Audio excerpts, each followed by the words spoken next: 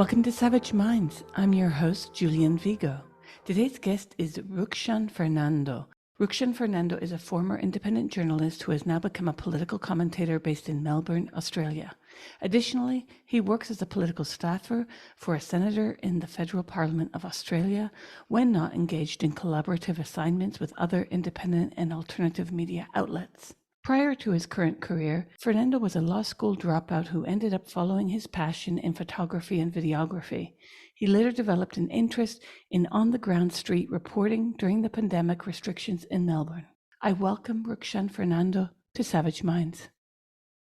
I'm extremely excited to have you on the show because I found out who you were many times during the pandemic. I'd see you reporting and I was like, oh, like mind, because, and I'm not from the political right, but that's where I saw more objective reporting on the pandemic. That's right. The left lost its mind. The left went way out there. In fact, I still can't register it all. I don't know if I ever will, to be quite frank with you. I'm in the same boat as you. Yeah. It was like, what's going on? Like, I'm in Italy. So we were in the center point of hell, aside from you in Melbourne. And we'll talk about that because there's a lot of similarities in the hell we were put through. And the way in which I could not find out about anything unless I went to Telegram and WhatsApp groups. That's where reporting was happening. So I'd like, if you could, to discuss your foray into on-the-ground journalism during the pandemic. I was happily running I actually run a wedding photography business. So we were happily running that business. And then, of course, early 2020, we were hearing about what was happening in China.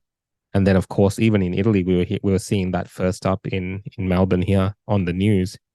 And slowly it was dawning on many of us in the state of Victoria that there was something happening that would impact us as well. And what really led me down to the path of covering these stories and just changing from being someone who was working in the wedding industry to then being an on-the-ground reporter using those same type of skills, camera work, particularly around the use of videography to capture what's happening on these streets, was the fact that a lot of businesses in Victoria, in Melbourne, initially actually supported the government's measures. And this might be the experience for people all around the world. I think initially everyone didn't really know what was going on. And most people were happy to support their governments. And that we were no exception here, especially myself. We closed our business down because that's what the government ordered. And we got behind the community and we were really involved in, protecting our community because, it's important to us. Our families are important. And we're seeing all these horrific things happening overseas in the media. But what really dawned on us very early on, actually, was that the things that the government was saying and doing, there was no accountability. Things were happening so fast sometimes as well, and things were changing so rapidly that they'll tell you one thing, for instance, about masks, and a week or so after, they tell you something totally different. And in the middle of all of that, we had the mainstream media in our country not really too curious about why these things were changing so fast. They were just going with it. And we had this thing here where it was daily press conferences from our government, daily updates, and it was just being accepted. And I think, when this kind of acceptance happens in society and there's no discernment, there's no curiosity, the media is MIA and they're just telling you what the government is just telling you. The fourth state is essentially missing. And you at home, you're sitting there and you're feeling something very different. You're talking to your friends, you're talking to your family. They're telling you something very different. You're seeing these protests happening on the street, and that looks very different to what the media is portraying them as. That really piqued my curiosity to actually go out onto the streets and see what these people were saying. And that, of course, led me down to a very interesting journey. It's not a journey I never thought I'd take, really, as a independent journalist covering these things. But I'm glad that happened in many ways because it opened my eyes up to many things which our governments are involved in, and the media, particularly the mainstream media, are involved in, where they're not, 100% truthful with the people in terms of their involvement in these things. And I think it takes citizen journalism, unfortunately, independent journalism and alternative media to break these stories or to hold these type of governments and institutions accountable these days. And that is the short version of how I ended up in this profession of covering news from an independent perspective. And I also saw you in the wonderful film Battleground Melbourne, which I urge our listeners not only to see, but also I interviewed the filmmaker of Topher Field when that came out. Such a brilliant film. And you mentioned things that most of our listeners, and certainly myself, can relate to. When this all kicked off, we were all like, okay, this must be serious. We were all willing to give the benefit of the doubt to the people calling for this kind of lockdown, believing, of course, they were telling us the truth, and believing that this wouldn't become the ongoing sort of, I compare it to the suspension of habeas corpus post 9/11. But that, in fact, became the model. My theory has been basically that 9/11 set up this precedent where governments can use what Giorgio Agamben calls the state of exception to break all its formal rules. Hence, democracy remains in the hands of those who can scream horror, danger, pandemic the loudest, which is effectively what happened because, like you, we all saw and we are all conscious that rules can change because new information comes about. But they weren't saying, oh, we're changing the rules on masking because we have this study. They were sort of bullshitting us because we now know, and we knew then, even in 2020, there were loads of mask studies that showed that unless you use this one specific, very expensive mask that must be changed every so many hours of use, unless you use that, you might as well just wear a mask with a big hole cut on it because they are not doing the job. But we were lied to about that. We were lied to. Remember the distancing. Was it 1 meter? Was it 2? 1.5. Yes. Saying, I don't know what it was in Italy, but here they stuck with 1.5 the whole time. But I did see in other countries, it was like 1 meter or 2 meters. So it was different from country to country. And I think because, what you were saying, we're in this international environment. We're seeing doctors and experts in other countries tell their people one thing and our experts tell us one thing. And, even that in itself is confusing for people, and governments weren't really able to explain themselves as to why it varied so much from country to country. This is at the onset. Obviously, later down the track, they all kind of converged into one type of narrative. But very early on, it was very obvious that all these governments were just like, I don't want to say this, but making stuff up and spreading misinformation. But in hindsight, I can say I'm pretty confident to make that claim now. Well, I think we were all vindicated about that claim. And people early on, when I started to shift from the early days of, since we were in Italy, I was telling people, be careful because soon you're going to be told all kinds of crazy things and listen to what you are being told and read. And then a couple of weeks later, when I shifted, people said, well, a few weeks ago, and I said, yes, I take in information and I now recognize that I believe we're being lied to. I believe that there is very little scientific information behind any of the set of directives we're given. And I gave many examples of this. And let's begin with the demographic of this disease, or the fact that even before the Great Barrington Declaration came about, what the Great Barrington Declarants, two who have been on the show, have repeated over and over that this was the actual US plan.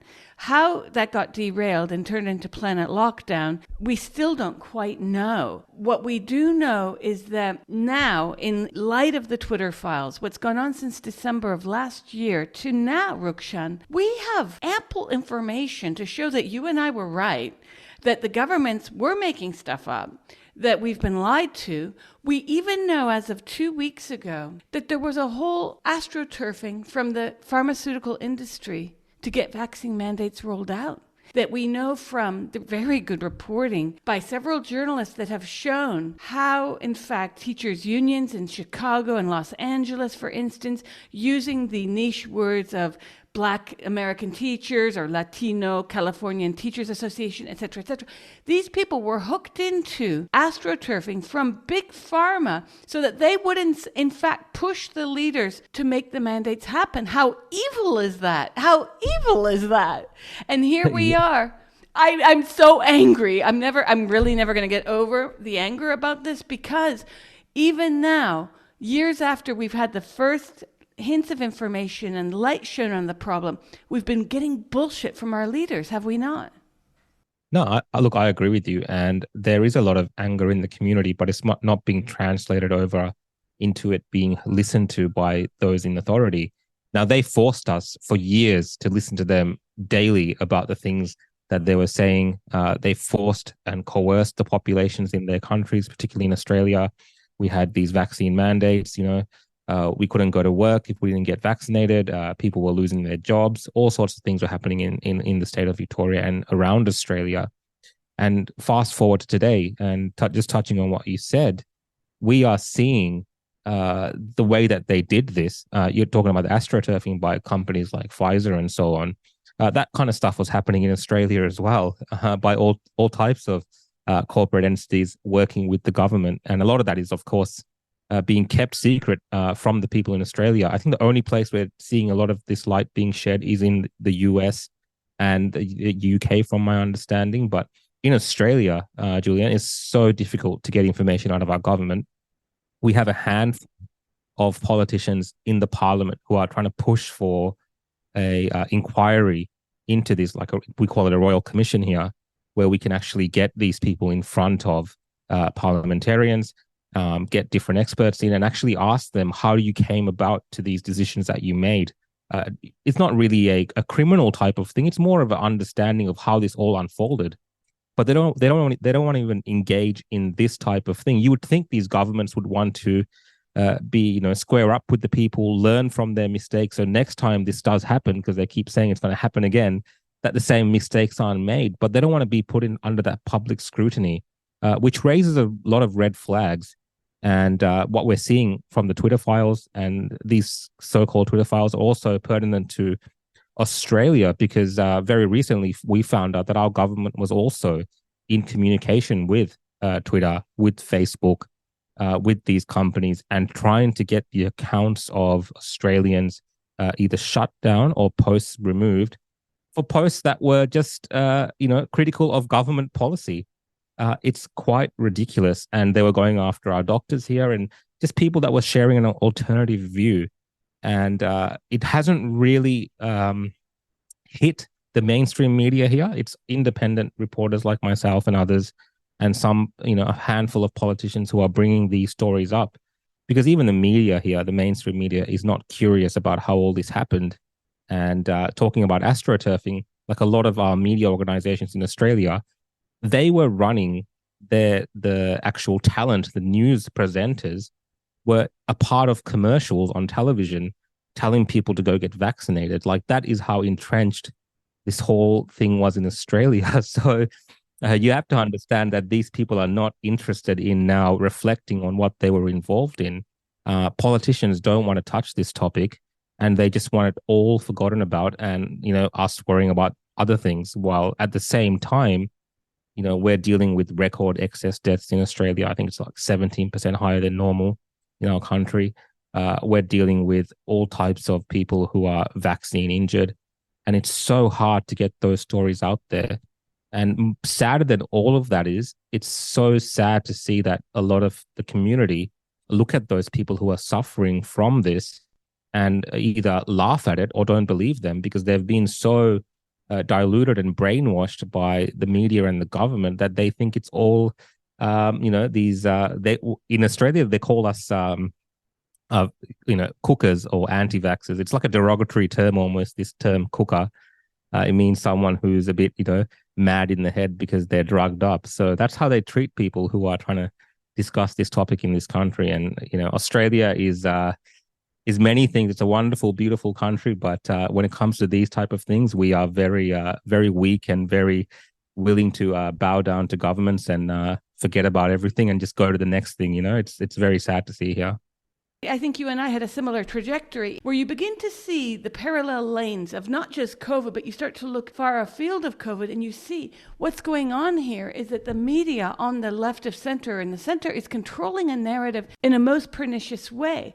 A piece by Laura Spini in The Guardian from last February, COVID vaccines deserve our trust, but Big Pharma doesn't. What in the fuck does that mean? What the hell? I mean, this is what The Guardian is publishing, and it's what the lefties call a left of center publication. Remember Robert Fisk's wonderful reporting 20 years ago, interviews with bin Laden, and The Independent actually meant something back then. And now they're just running stuff from Fox and Owl about being non-binary or identifying as the opposite sex. And this is where we are. We're in this really crazy place where the media on the so-called left, I have to use air quotes every time I say this, are reporting on the anti-news news. Let's jump to January 6th, which the Americans love to call this grand conspiracy.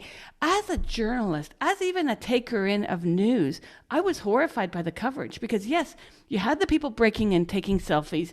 Was that an insurrection? Because I've lived in Central America during insurrections. I've been shot at by the Contras. I have lived through guerrilla warfare. That was a joke that was sold to us as an insurrection, complete lies. The Democrats were allowed to expand upon that lie for months and months with the New York Times, etc., rolling out the carpet for them with this lie. Meanwhile, there was not one interview. I finally did it myself, but there was not one interview outside of the Capitol asking people there who they were, because there were a lot of Democrats there too, by the way, why they were there, what they were doing there. Did they really believe the election was a fraud? Why? Why not? I wrote a piece a month later interviewing people who had been at the Capitol because there was zero proper coverage of that day.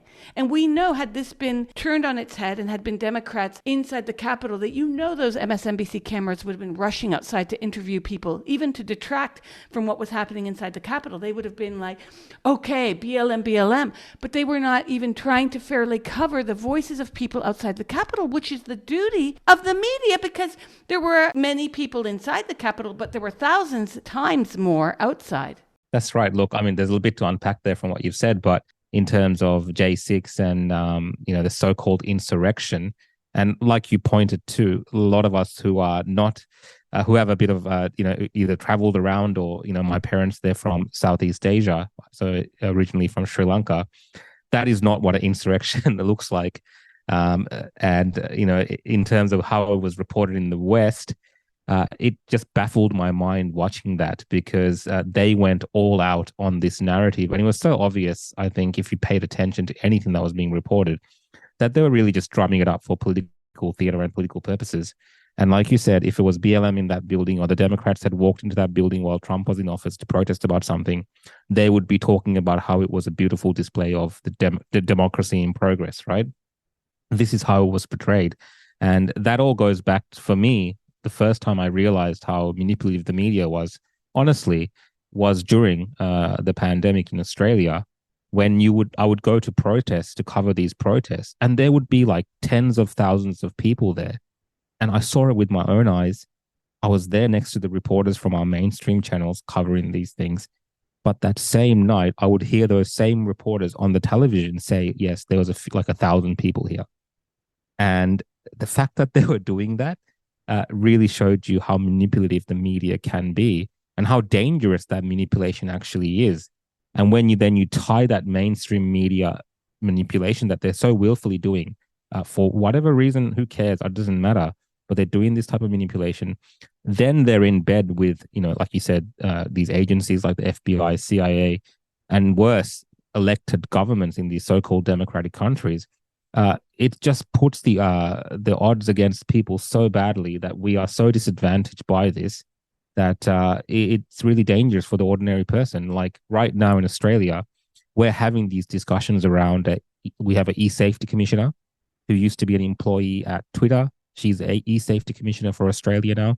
And they are really trying to clamp down on not mainstream media, but on the individual, on independent creators, on podcasts.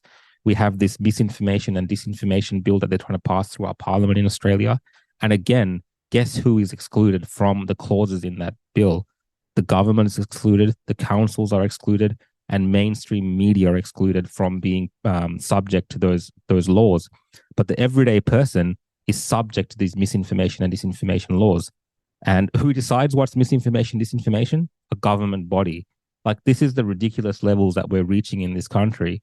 And the media, again, are not curious as to why this is because they're benefiting from it. These mainstream outlets that are fueling all of this, this is their business model now. They benefit from it. They're happy to work with the government. Like you said, 20, 30 years ago, you would have reporters holding these government folks accountable. Very rarely do we see this now on very topics that impact everyone. Very rarely do we see it. It's only like something to do with a war or terrorism. You might get a few breaking stories which are really important to the public, but otherwise things like censorship, things like freedom of speech, there's no one in the media speaking up and talking up for these things. So the world has changed a lot, and particularly in the West, like we carry on about how great the West is and how democratic it is and how press freedoms and this freedom and that freedom.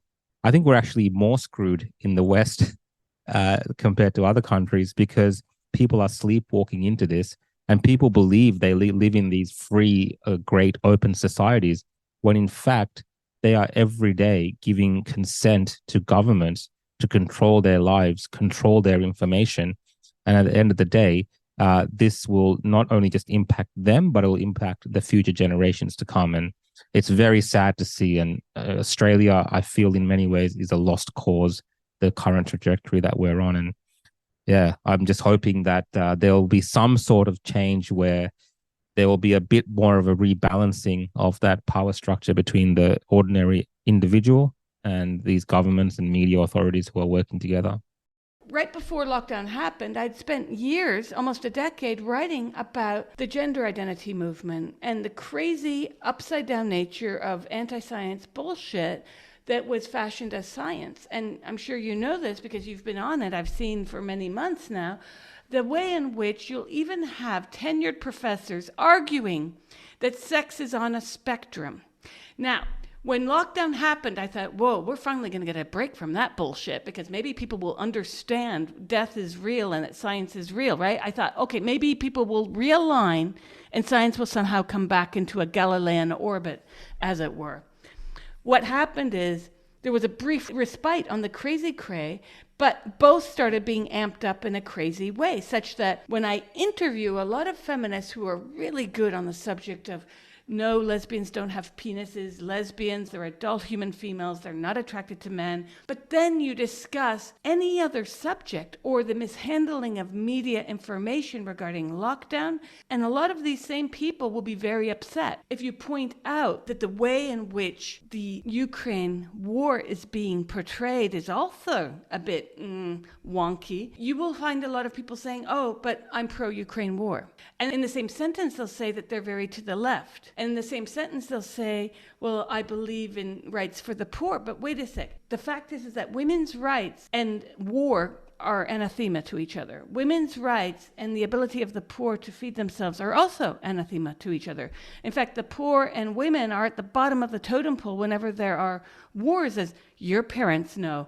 My father lived through the partition in India, and it was the most traumatizing thing, and it caused him lifelong trauma, because that was one of the most violent historical acts that has been so underrepresented in the media and history books outside of India. It's very easy for people to say, oh, but the war in Ukraine is about good versus evil, while the West has glossed over, Western media has glossed over the actual Nazi links of Zelensky, trying to paint Putin as some kind of Hitler.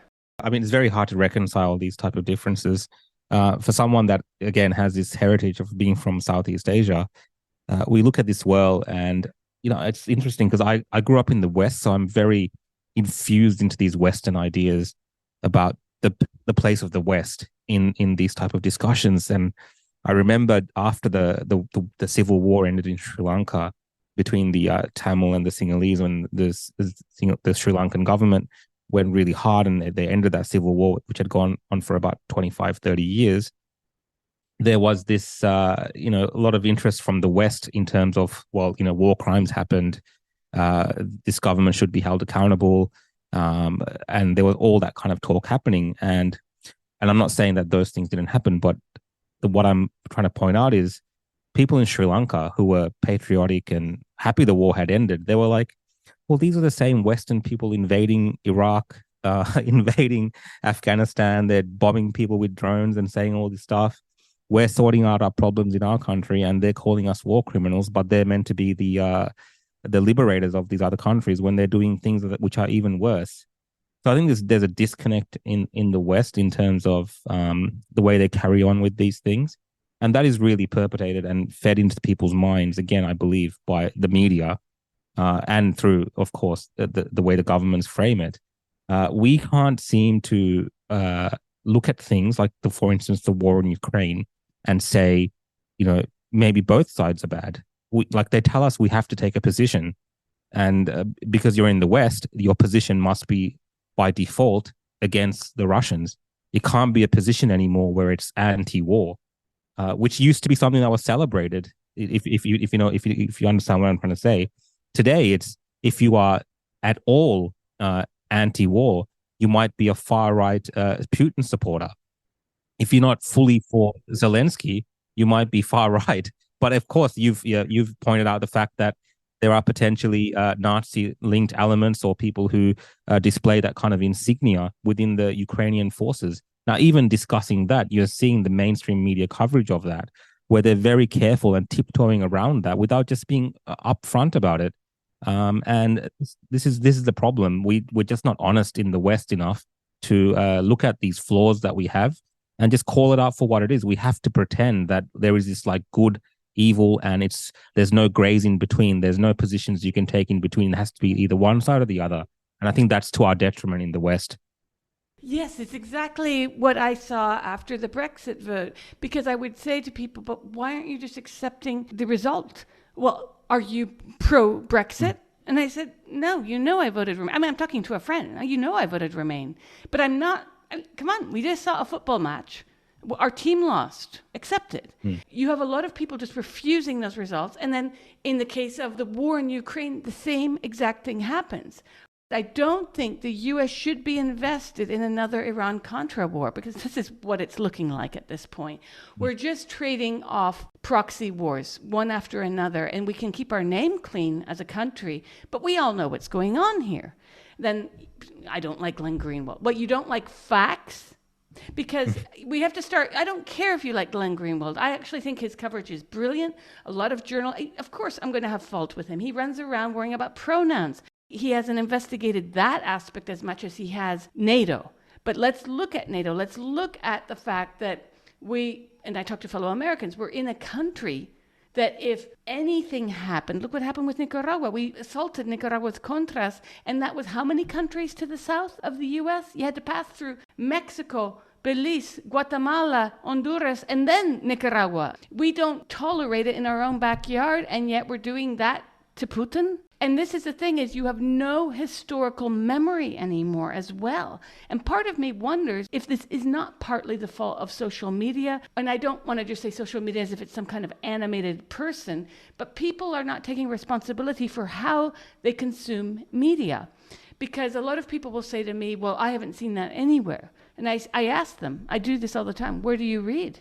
Because if you're not reading at least a dozen different, and I mean variegated news sources, you're not doing your job as a newsreader. We need to force ourselves to read publications we actively dislike, people we do not agree with. We should be reading them. Otherwise, we're demanding that they preach to us and that we want to be the crowd. That's right. That's my favorite publications to read. I love reading publications that I don't like, because it actually gives you an insight into, something that you might not necessarily understand from a certain perspective. And we are missing that a lot, because we are becoming more tribal. We're being told to be more tribal. Like, you can't actually read that publication, because even just reading that publication means you're, far right or something. Like, that's kind of the way that it's all being done now. And like you said, with Russia, with all these things, what happens is, in Victoria, we're so far removed from that, of course, initially when that whole conflict broke out. But these days, the most exciting thing that governments do when these type of issues happen anywhere in the world for anything, they light up their buildings in certain colors using these LED lights. And that in many ways signifies for me the way that social media is, where people put up a flag emoji or something next to their name. We do these type of things. During the COVID, it was putting like the needles next to your name if you're vaccinated, or these signs saying stay home. Like, people are being programmed into these default positions, which they then do not question. And I think, very early on, that those parameters get set, either whether it's by government or media, those parameters are set in terms of this is the baseline for you to have an opinion on this particular topic. Any deviation from that, well, then either you're consuming misinformation or disinformation, or you are, anti-government or anti-Ukraine, whatever it may be. So I think it's very dangerous. Again, I keep using the word danger, but most of the population is being sleepwalked into this. And for myself and for you and many others who are in the area of looking at these things more critically, it is a source of frustration when I talk to people that they doesn't cross over to them. They think you're crazy. They think you're a conspiracy theorist just for having a reasonable perspective or a reasonable debate on a topic. I mean, the amount of times I've spoken to people about the conflict in Ukraine and tried to explain to them from the perspective of there's these type of conflicts in many parts of the world, particularly in countries like Africa. And why do you think it is that they never tell us to take a side or look at these things and, care about the death and destruction happening there as well? Like it's the same thing. It's the same lives being destroyed. We always have to look at things in terms of how it benefits the West or what particular reason the West is involved. Like we should be doing that in our countries. Like it's important to see it from that perspective. But people don't want to see that. They don't care. They're just happy to just give what they're fed and go with that. And luckily, there is a space now online with the advent of social media where it's possible for independent alternative media to fill some of this gap. But of course, we're seeing, like we were discussing before, this misinformation, disinformation bills, that barriers are being put in place because in terms of what the government sees with all of this, that is the most dangerous thing to them.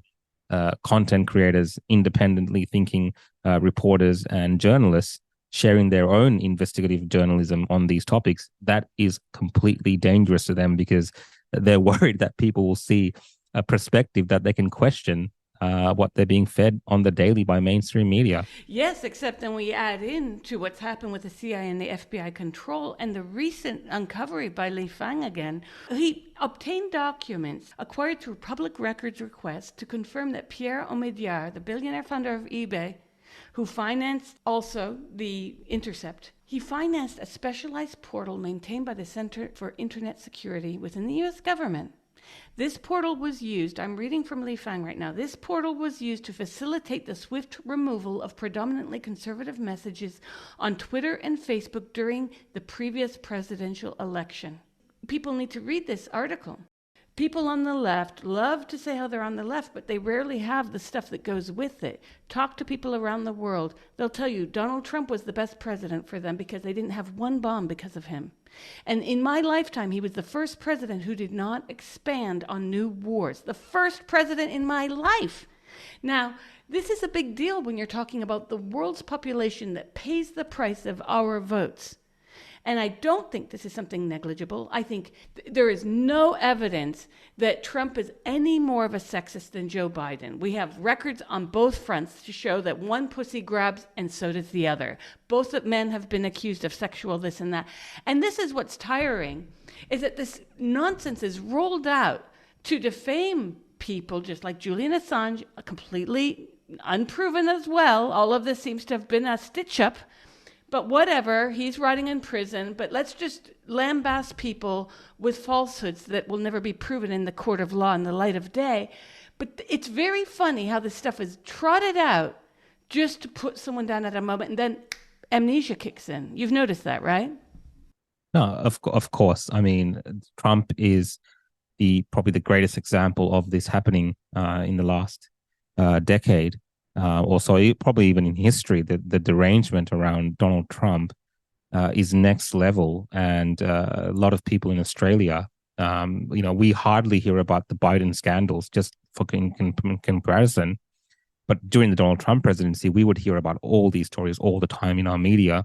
But today, we would hardly hear anything about what Joe Biden's doing. And this obsession with portraying Trump in a certain light is worrisome because I don't think it's organic. There is some nefarious thing going on there to really disempower the Trump-style politics. And I'm not saying Trump-style politics in a bad way. Trump-style politics, in like you've described, meant that we weren't in these wars and we weren't having the type of discussions we're having today about cost of living crisis and all these numerous things around the world that people are suffering from. And maybe if Trump was in there for another term, we might be still in this situation today, but maybe not. But the way they portrayed him as the person responsible for this was completely out of step. Because if we apply those same standards to Joe Biden, well, look at the world that we're in today, and it is not a pretty place. And we have the wars, we have the threat of nuclear war, we have this astronomical prices for our energy.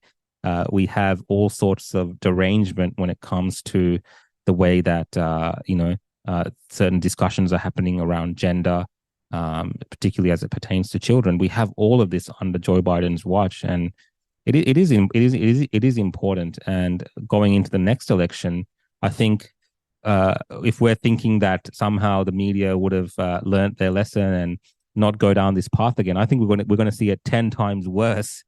And again, we're going to be told that Joe Biden is a saint and Trump is the devil incarnate, or whoever it ends up being on the other side. There is this, it's all manufactured. I mean, it's manufactured. If you look at this critically, everything comes across as manufactured.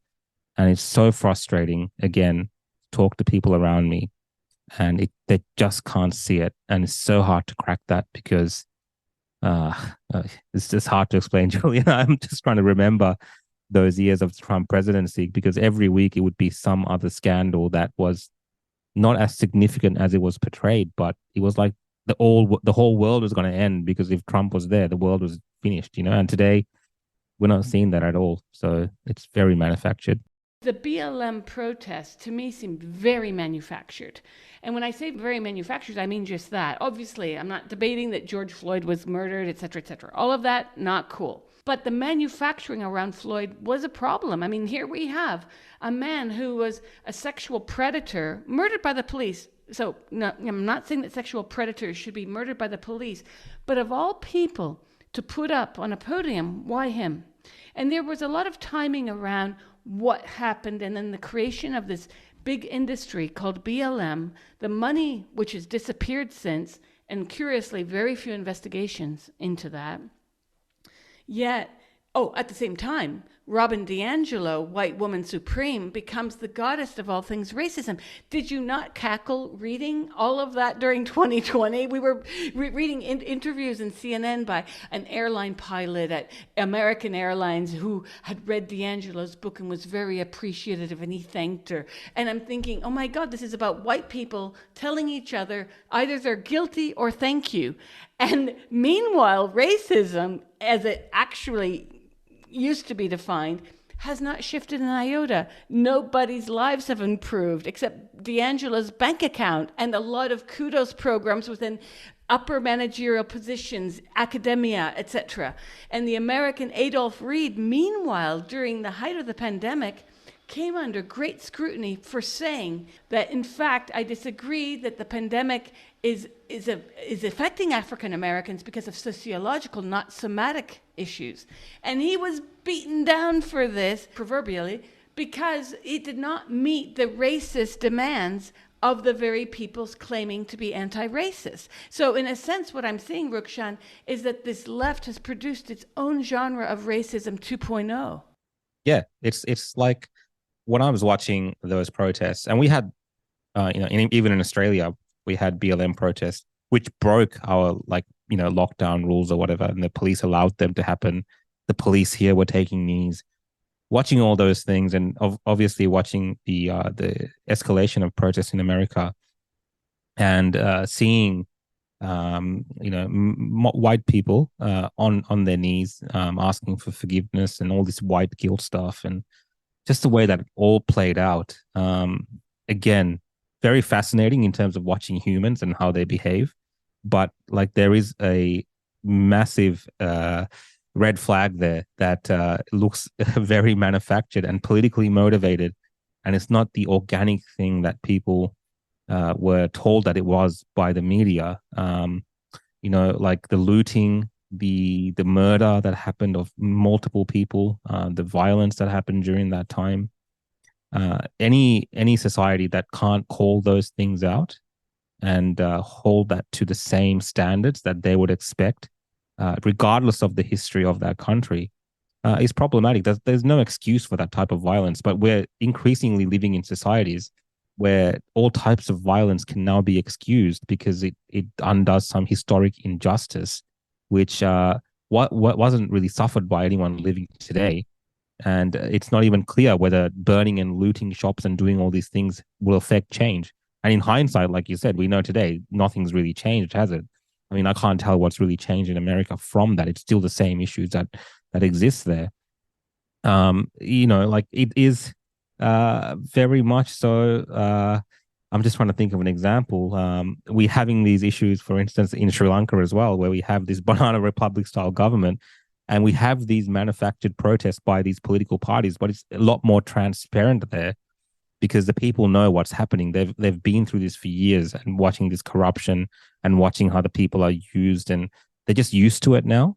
And I feel that in our countries in the West, we're becoming used to this now as well, where it's just a normal thing that happens when someone dies under certain circumstances and they happen to be a certain skin color. Well, that okays riots, that okays violence. And now as a society, we have to accept that and make that a point of reflection for our society to make some massive change, whether it's a change in government or whether there's a change in laws.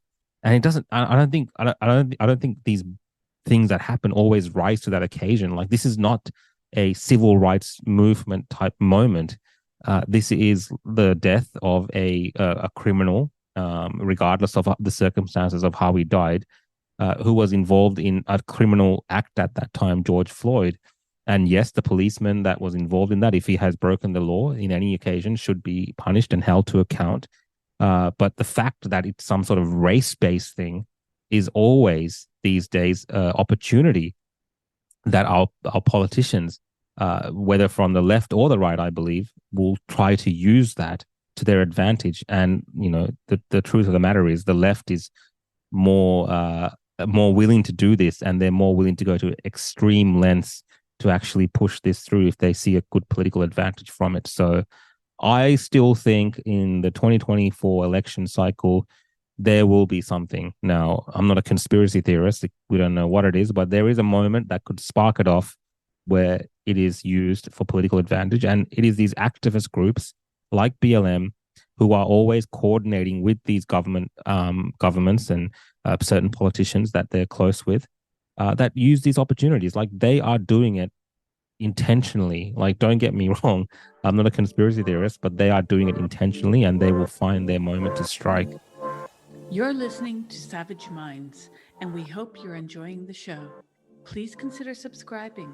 We don't accept any money from corporate or commercial sponsors, and we depend upon listeners and readers just like you. Now, back to our show. What we're seeing in the post-pandemic era in countries throughout the EU, where you're having a lot of mental health crises, underreporting or no reporting of suicide. I don't know if that's happening also there, but there's a silence about what has just gone on. And everyone's expected to get back to normal. And so when there's a recession, if there's inflation, they make very little to no reference about what happened before. It's almost like the Nakba for Palestinians. We won't talk about that. We're going to be like Israeli papers, just pretending. This is what's going on within the coverage of the post-pandemic era, is that everything's sort of being treated as if, well, we don't know. The economy is just bad. It's the war in Ukraine. So they jump to blaming the war in Ukraine. Everything's the war in Ukraine. No one has actually gone through the process of investigating the links to the economy today to maybe locking people up for 2.5 years. Yeah, we're in record debt here in our state.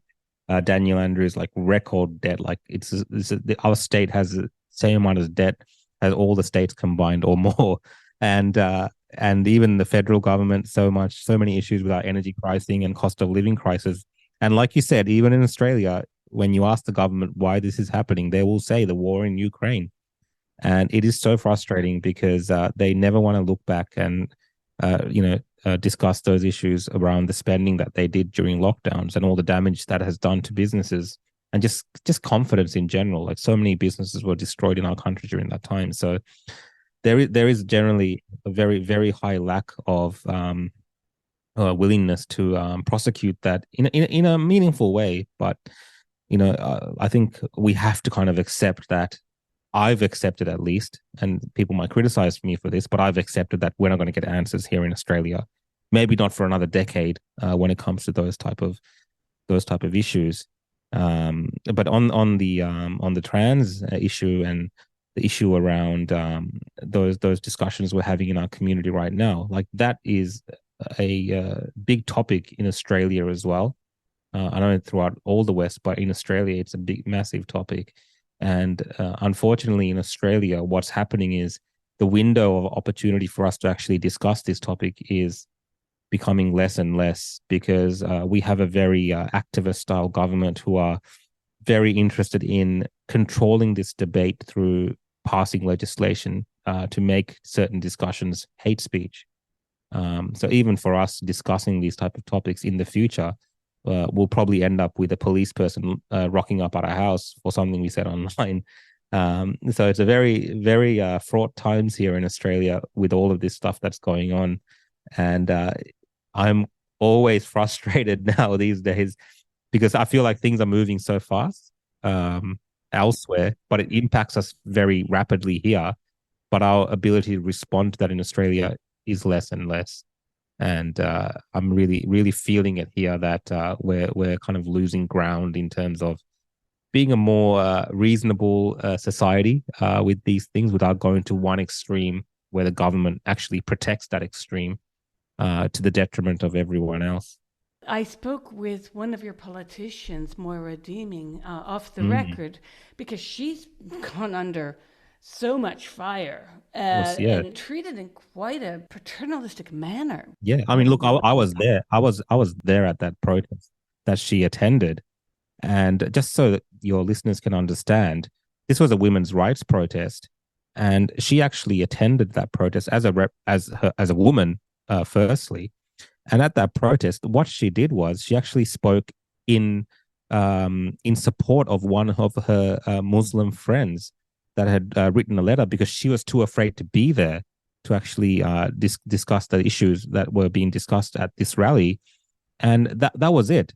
She just read a letter from this Muslim lady that had given it to her to say that she is worried about how things in Australia are changing and how the rights of women to a country that she's come to, Australia, where she thought she would have her rights as a woman enshrined and protected, are being taken away. But since that time, the stuff that has happened to Moira Deeming is unbelievable. And this is not happening from our, Daniel Andrews government, the left-wing style government. It's happening from our so-called, conservative liberal party.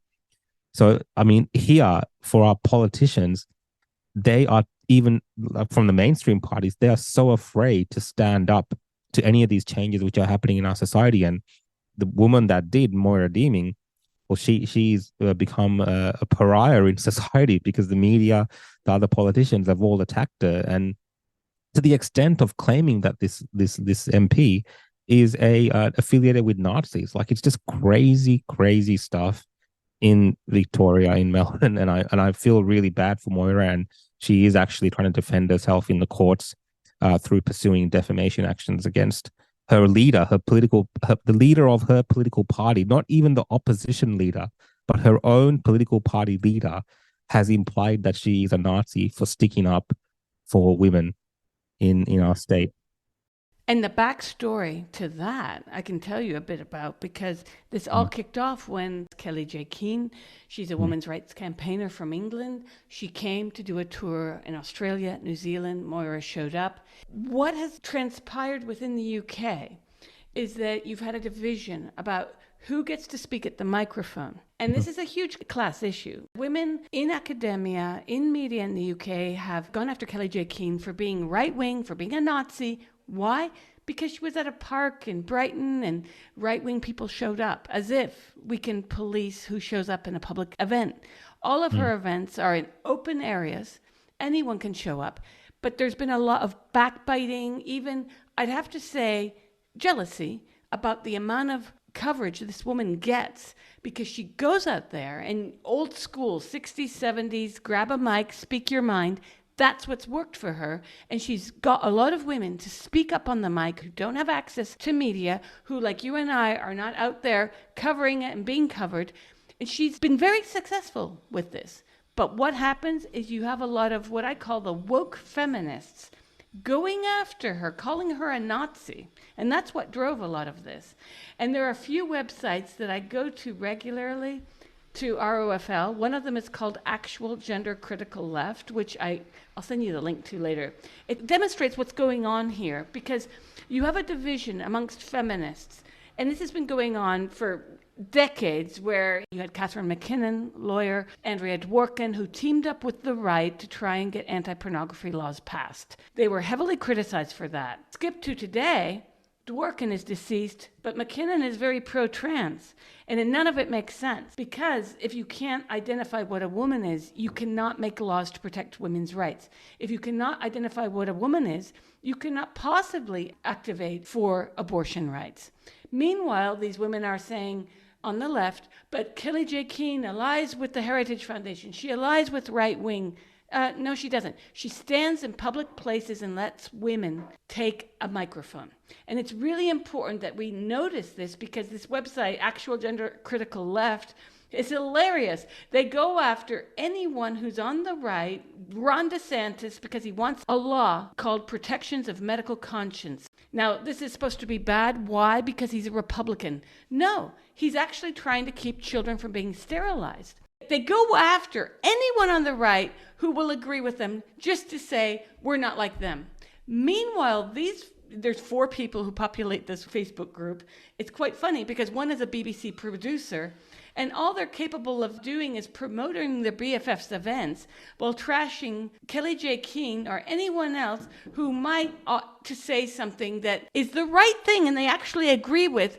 But because they want to slam her as a neo-Nazi, they will simply disagree with it. It's insane. I worry about the future of women's rights when I see this, because what's happening is the people who consider themselves feminists, I have to put that in air quotes, and leftists, I also have to put that in air quotes, because there is nothing more anti-feminist or more not class conscious as to going after a woman who is putting a microphone in parks and telling women of all stripes and colors and backgrounds and economic abilities to speak up. And what she's been able to do, and you know this from Twitter, is that it's verboten to say that lesbians don't have penises. Before Elon Musk took over Twitter, you would lose your account because hundreds of women have. Meanwhile, these women are being lambasted as Nazis simply because they are saying that all women's voices matter, and saying that we need to think beyond race. We need to think for women's rights across the board and stop making this about race. Yeah, and I'm new to all of this, like particularly women's rights issues and this particular debate. I'm very new to this, and it's been eye-opening for me, the fact that it is actually a lot of feminists and these left-wing type people, leftists, who are supporting the destruction of their own rights. It's fascinating to see in a way, but it's also once you see the inner workings of this whole thing, it's like, wow, no wonder it's moving so fast. After 100 or so years since women obtained certain rights, it's all being rolled back by those very same style of feminists. I spoke to a professor here, Holly Lawford Smith, who's associate professor in Melbourne Uni, and she was at that protest as well. And since being at that protest, she's a lecturer at the University of Melbourne here. She now has to have security in front of a feminist lecture because there's activists within the university, and the university itself has been not so pleasant to her at times because of the fact that she's just spoken out about this as an academic. So when I see all of this happening and seeing the corporate capture and the way that corporations are involved in this, it is, I thought, what I saw Kelly G. Posey Parker doing was very brave in today's world. And it shouldn't be like it's just a bunch of women speaking And in the microphone, like you said, especially when she went to New Zealand, what happened to her? I'm sure you've seen how crazy and violent that became in New Zealand, where the mob turned up to attack her and do all these things to her. And it's just literally just women without any kind of real security or guards or anything like this speaking about women's issues. And that is meant to be the height of something that's a threat to society, that governments and politicians are turning a blind eye to it and calling them Nazis. It's just like insane. And I'm good on the women. Another example is in this Facebook group, they post about Ketanji Brown, who is a newly appointed Supreme Court Justice. They're basically taking the position that the recent Supreme Court ruling against affirmative action is bad because she's black. Now, wait a sec. This is the woman who, if you recall, could not define what a woman is. Meanwhile, and I'm not a fan of how Clarence Thomas got into his position, by the way. At the time when this happened, I was faxing Senator Ted Kennedy's office. I was outraged about what happened to Anita Hill. As things are, Clarence Thomas and others made a decision in the U.S. which has liberals upset. But wait a sec, these are the same liberals who buy into the D'Angelo scheme of white confession, white guilt, but it's them who are editors at the BBC radio, right? It's they who have, in fact, this group is populated by mostly white women. It's fascinating to me that the racism of the left today is from the neoliberal elite class that likes to traffic in fake confessions of racism and BLM protests, the badges. They'll even have, as you pointed out, the syringe next to their name when they took the vaccine. But nothing actually changes, does it, when you pretend to be against racism? No, I mean, it's all bullshit, really. Like, I mean, just to speak frankly, like, people here call me a white supremacist, and I'm, they call me a Nazi, white supremacist, all these things, because they can't accept the fact that someone that looks like me, with my background, maybe has more conservative leanings or more, right leanings on certain particular topics. We're not accepted. Their idea of what racism is doesn't actually have anything to do with race. It's about getting their way on particular topics and issues. For me, the real type of racism is the racism that says that because you look a particular way, for instance, I'm going to use myself as an example, you shouldn't be having those type of views and thoughts. You should be on our side.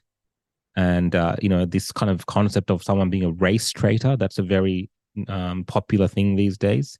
That's how they justify their hatred for people like Clarence Thomas and others who are, don't fit that mold of the typical person they'd think would go against these left-wing narratives. But when they do, then all of a sudden, well, this person's a race traitor. In the past, they probably would have said Uncle Tom, this type of derogatory terms. And it's, again, it's not being called out. It's not being called out. It's being weaponized, and it's being allowed. I think some of the stuff that's being said about Clarence Thomas, it is actually helped by the media. And, there is this campaign now that because he's for these particular decisions, especially around affirmative action, he doesn't deserve the protections of that should be afforded to him as a judge. And also the fact that people can just now name call him and say whatever they like about him because he's one of them. He's a far right extremist. I think that's again a breakdown of society that we're seeing, and the use of race and racism by the far left is just to serve their own purpose and agenda. And I truly don't believe a lot of these activists, and particularly these white activists, actually care about what colored people are actually thinking in their communities. Completely agree. And in fact, I've labeled it a new level of racism itself, because it does result in actual claims of racism then not being taken seriously potentially. Why? Because if everything is racist, nothing is racist. And this is what these asshats don't get. And this is where I have a real problem with the purity posturing amongst the quote-unquote left and the quote-unquote feminist left. And I have to deride both monikers for these folks. They're neither feminists nor leftists. How can you rant about Posey Parker because she's in a public event and people are making a Nazi salute have nothing to do with her event. And they know this, but they run with it. And it's the same 5 actors, like in that Facebook group, the same 5 people saying the same bullshit. And it's funny because they're in a little bubble.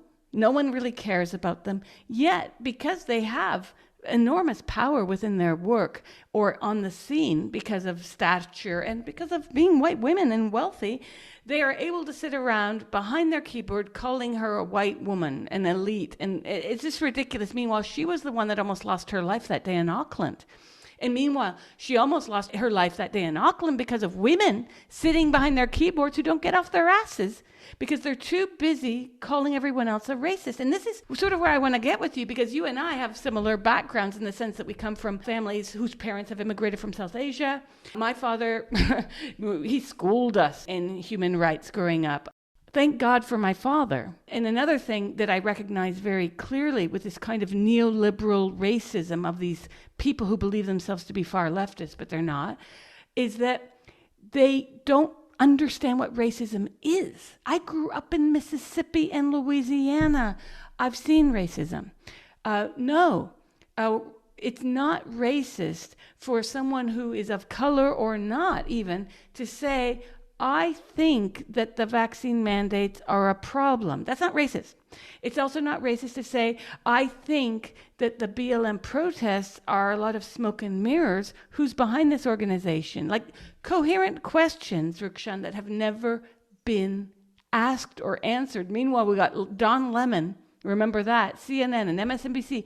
They were rolling out the BLM show because I think that served as a convenient side circus to the mismanagement of the Biden administration and the Trump administration around the pandemic. Yeah, look, I mean, one topic here right now, we're having this referendum in Australia. It's called the Voice to Parliament, and it's about giving Indigenous people in Australia, Aboriginal people in Australia, recognition in the Constitution, which is something that a lot of Australians support. But tied to that is this idea that they also will get a different advisory group that advises the parliament. And to be a part of that advisory group, of course, you have to be Indigenous or Aboriginal. So we are kind of inserting this racial style affirmative action into our constitution potentially in a few months in Australia. So we're having this discussion around race in this country, and talking about this issue. What I'm finding is, again, a lot of these left wing activists and even to a lesser extent a lot of white Australians are under this idea that discussing this issue in a way that where you would potentially vote no to this is all because you're a racist. Like that's what this debate has been whittled down to now in our media, that it's somehow Trumpian to vote no. This is the tactic that they use. And I'm talking to people and talking to migrants in this country, and I'm telling them, look, you have to think of this from the perspective of, do you really want to set a standard that in Australia we're going to be, segregated in a way, or we're going to be distinguished by race in our constitution? I don't think that's the hallmark of a modern society. And the fact that we have these left-wing people trying to convince everyone that somehow separating people based on race is somehow beneficial. And if you debate that you're a racist as the default position, it's problematic. And it's so hard, Julian, to get that through to people's heads that as a migrant in this country, as someone of color, we can have views on these issues. We can have views on immigration policy. Just because I've migrated to Australia doesn't mean somehow I'm for open borders. In countries all around the world, people protect their borders. It's not a racist position to discuss immigration. But these arguments so often are whittled down to issues of race. And it's such a lazy type of political persuasion that they use. In New York, once a year, it's a day called A Day Without Mexicans. Mexicans don't show up to work and everything shuts down. You have so many industries that would not work were it not for illegal labor. Now, should people be given the opportunity to immigrate? All of this we can have a discussion about, but what's never discussed, Rukshan, is what leads people to taking very dangerous boat rides or going across borders, risking rape and human trafficking with coyotes from Mexico and coming from much further than Mexico, by the way, coming from El Salvador and Guatemala. And no one is discussing what policies is leading to that. And no one wants to, because the so-called leftists aren't doing anything but making the policies that force that kind of immigration. I mean, look what happened with the war in Syria. Look what's going on even now. You've got so-called leftists producing the very influx of refugees because the people voting for the war are now on the left of the center. No longer is voting for war a right-wing maneuver. The Syrian crisis has caused the greatest human displacement since World War II, if not greater. Yeah, look, I mean, the problems that flow on from these conflicts, Syria, of course, even to a lesser extent, now we're seeing potentially problems because of the Ukrainian conflict and other conflicts around the world that lead to these issues. They're all interlinked. And, if we're going to be a serious society, serious countries, it's incumbent upon us to actually look at the policies which are impacting these issues, right? The rhetoric, the fact that we have leaders who are more inclined to supporting these type of proxy wars that derail societies. Really, I don't think anyone wants to leave their homeland necessarily, but we create this environment where sometimes people have to flee. Now, in Australia, we had for a long time some of the most strictest migration policies, like in terms of border control, because obviously we're an island, right? Even though we're a large continent, we're just separated. There's no country, there's no borders to any other country. So we're lucky in that manner, but we still had to deal with these boats like you're seeing in Italy, but not to that extent. And we had some extreme measures. And what I noticed during that time was, they were going on about Trump's comments. This is in 2016 around the border crossings and so on, and building a wall and all this kind of stuff, how it's so racist and deranged and all this stuff. But maybe it was a practical solution. Who knows, right? But in Australia, our enforcement of this was even more extreme than Donald Trump. But it was a policy that in many ways was debated, but it worked. And both governments, the Labor and the Liberal government, kept the similar policy going because it was working. And now, I think, especially in America and parts of Europe, there is a fear to enact policies that benefit society because, going back to our previous discussion around issues like race, it's so easy to manipulate or win an election based on this emotive type language or emotive type policies which call on people to be, good people and open the border and accept this wave of refugees. And there are even those that will say, well, we caused the conflict, so they have to come, and that's just the price that we pay in society. There is an acceptance of so many things without actually discussing policies and how we can fix this. And I'm not an expert in this area, but I completely feel like if we actually had more serious discussions, if we actually asked these migrant populations why they're fleeing to the real reasons and what's happening in their country. And one thing that's people find hard to fathom is a lot of the time that people who are coming over as refugees aren't the actual real people who are suffering in those countries. It's not across the board, but I know many instances of people who go to other countries. They're economic refugees.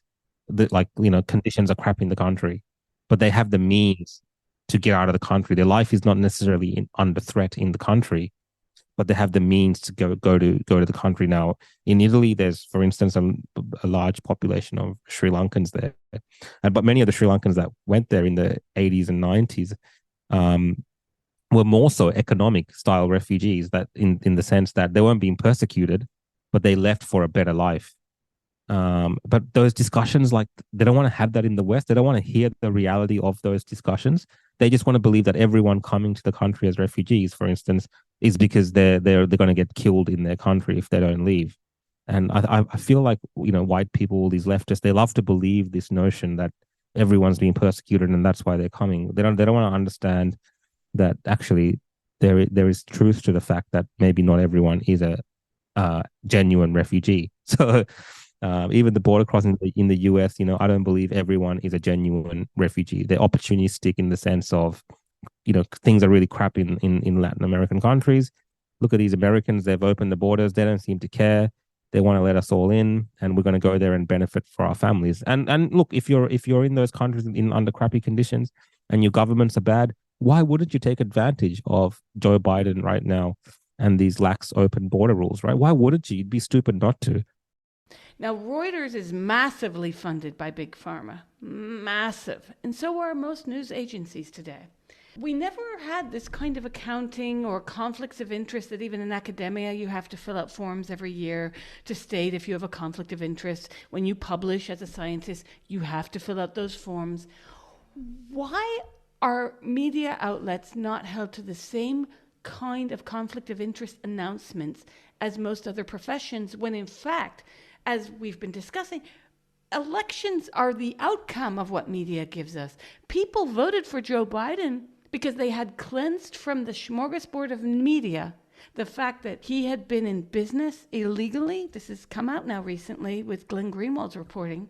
He had been meeting up with businesses from the Ukraine, not to mention what went on with the coup d'etat in Ukraine and Muffin Gate, if you recall that Biden was also tangentially linked to. But then the Hunter Biden laptop, the business linked to Burisma, all of that was removed. We have the secret state services of the FBI and the CIA that are cleansing who can be seen on social media. So it's lesbians say that other lesbians don't have penises are removed. But so too, if you want to share that New York Post Hunter Biden story, elections were the outcome of this kind of cleansing. And then you've got Reuters that is getting billions from pharma. How on earth are we not having any kind of oversight over what legacy media is feeding out to the public, such that I've got people telling me, well, I don't like Greenwald. Wait a sec. You don't like Glenn Greenwald? Now, since when has reading the news been about liking someone? The same thing is said of Tucker Carlson, who now is reporting from Twitter. People are trying to defame him. They say, oh, but he's a racist. Excuse me? Saying racist does not make it so. Just like you claim to be against men who say that they have a female penis. You say that that's bullshit. But now you're going to do the same bullshit in your own hue? And this is the problem. Is I think a lot of people don't want to walk the walk outside of their very, very narrow path that they walk. And how can we, as journalists, get people to see that? Because I find myself struggling with this these days, where I'm covering the gender stuff a lot. I have to take breaks from it because it's too crazy for me. But then when I do cover it and I talk to people who say things like, I just think Trump is a racist, he's sexist, he wants to keep women in a cage. But where's the evidence of that, since Trump is the only president we've had in over a decade who knows what a woman is?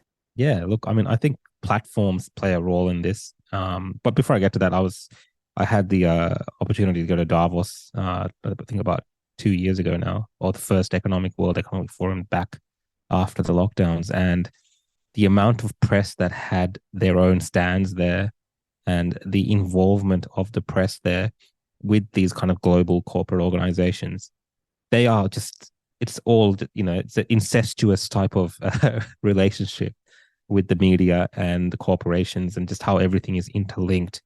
And to unravel that, I think is almost impossible in terms of the way that they've structured that now. In terms of as journalists and, citizen reporters, what we can do is working with, luckily for me, people have their different views on Elon Musk, but I think having these platforms where you are more freely able to express ideas and then leveraging those platforms becomes very important. There is a bit of a war going on in terms of the social media space and who can have a voice in those spaces. And independent journalists, I think we are getting more crafty, more switched on. The technology is improved. We're able to reach more people. And, thanks to people like Elon, I'm not sure what your views of him are, but I believe just the fact that he has kind of liberated Twitter a little bit more has made a difference in this space, because still truly believe there is a silent majority out there, that most people are reasonable people, good, hardworking, God-fearing, reasonable people who, when you present this information to them without all the filters and glitz and glamour of the corporate media, they can look at a story and be like, huh, yeah, I mean, that kind of makes sense at a human level. Like that resonates with me. And I think that's what a lot of this misinformation, disinformation stuff that we keep hearing about from governments currently, because 5-10 years ago you'd never hear them talking about these words, misinformation, disinformation, and that's what all governments are really talking about now. And that is just another way of them saying that they hate the current rise of independent and alternative media, who are calling them out. They want to see it destroyed, and they want to see those voices silenced. And it's like a David and Goliath thing, but I feel like we have a Goliath on our side in terms of Elon, because he's still from that corporate world. He's still from someone that's involved heavily with government and government contracts and so on. But there is a streak of a bit more of a, I don't want to say childish, but he's spending his money and getting this platform and saying, like, do with it what you want, but uh what the consequences of that yet, I don't know. But I think it's a good thing, and it's necessary, and hopefully it leads to more people getting involved in this, because I don't think the individual can go up against the corporate power. You need these people with wealth or positions of power to actually also share some of the views that we share, to help us actually combat what's happening.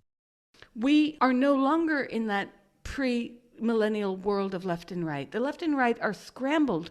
If I read one more feminist who believes herself to be on the left, who lambasts Tucker Carlson as a racist, I begin to believe that these people are themselves racist. Tucker Carlson is more left-leaning than they who decry him. He has been banging on since lockdown about workers' rights, about the poor, about starvation, about mental health.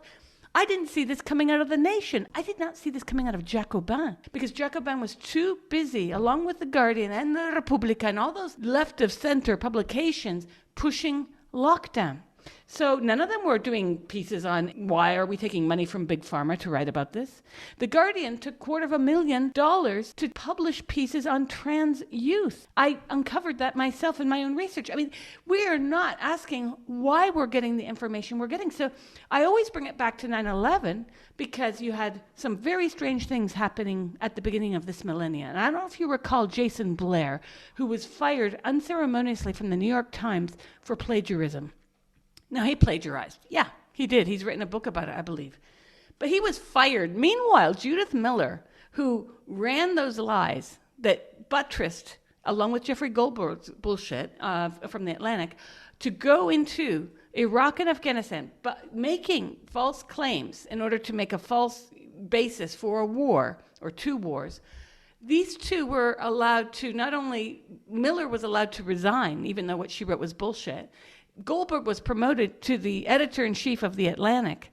And these women who tell me I would never publish in the right wing, because this is another argument going along feminist discourse on the left. Well, I wouldn't publish there, but I would publish here. Wait a sec. You just published in a right-wing paper. A lot of the papers that are coming up today, like Unheard, are right-wing. They're not left-wing papers. But they will themselves say, that's good, that's bad.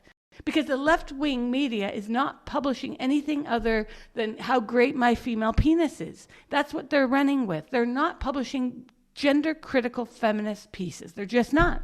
And people are seeing the horror of what it means to have pushed for 15 years childhood transition narratives. Yeah, no, I mean, I think we had an article recently where some of the insurance companies here were hesitant to actually insure these people carrying out this type of thing. And I think how fast and rapidly it's moved here in terms of the rights of parents when it comes to this, and the way that the government is actually trying to remove the parent from the equation and make it a decision a kid makes with the help of, teachers or advisors or psychiatrists or whatever. The access to these type of life altering surgeries at such a young age is so easy here, that when we see the after effects of this in 10, 15 years, it's going to be horrendous, I believe. um like I don't understand how it's got to this so rapidly here. And a lot of people, my friends who have children, they're worried. They're worried about what's happening around them, but they're too afraid to speak about it. And I don't know if that's the experience that you're having, Julian, in Italy or other countries that you're watching, but I feel like a lot of parents are afraid to speak about these issues. And if you look at other countries again, I keep going back to other countries all the time because I feel like the West is on a different trajectory. It's not like that, and kids are growing up normally, and they're not being exposed to these things. And I don't know if we've reached a point where we're so progressive now that it's just unhinged, this progressiveness that we're going through. Like, it's just progressiveness for the sake of progressiveness. I understand that we need to care for people's rights and make sure everyone feels happy and safe and protect certain things. And whether it's like the gay marriage debate we had here a few years ago and all those things and the progression of that, I get all of that, and I understand the need for this. And I'm open to all those ideas. But sometimes these progressive things can go so far that how do we walk it back? And this is such a thing that when you're making these alterations to human bodies, to little children, that they don't even understand what they're really doing, do they? But 10 years, 15 years from now, when they're grown up and maybe they can't have children anymore, whatever they've done to themselves, like, who is responsible for that? Especially if parents are taken out of the equation. Like, is the government gonna stand up and say they're responsible for it? I highly doubt it. And we're just walking into this minefield that, yeah, I don't know what the consequences of it are. It's disturbing to talk about, to be honest. One thing that these wokerati are missing is the class analysis. And who's taking up the class Mm. analysis? Not them. They don't care about class. They care about race. But it's the same thing. You're getting those same 70 wealthy percent African Americans going to Harvard. Those are the applicants. 70% of applicants to Harvard who are African American Mm-hmm. come from up to Of do course. well income classes. These are not poor people. So let's worry about why the poor people in the United States who are actually gifted and able to do the Mm. studies can afford to. Why aren't we discussing that? That's the affirmative action that has to happen, economic. Yeah, no, I completely agree. Like, I could not live my life if I kept thinking, like, I don't think I would be at the position I am just in general if I had this attachment to like the history of colonization in Southeast Asia, for instance. Like, this like same kind of deep, dark history sometimes, but if you live that way, you can't progress and go forward. And it's so sad that these kids are being framed in this society where they're told, especially in Australia, these indigenous are told that they can never be more than what they are because of what happened, a couple of 100 years ago. They can never be more. Like, that is always a part of your identity. And it's one thing to respect and understand history, but I don't think you can move forward with that. And I take um, greatly offended really by these again, white Australians mostly, that are preaching this nonsense to these people that they are this perpetual victim class. It doesn't work. I don't think it works. And if Aboriginal kids, for instance, left Australia and went somewhere else, they would more so likely prosper.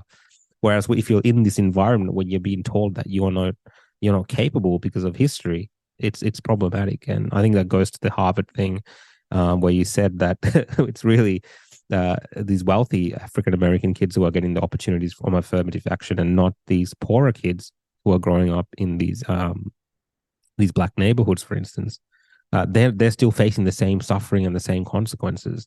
And I think all that has to come down to the issue of mindset and the creation and the perception that society puts out that people are victims.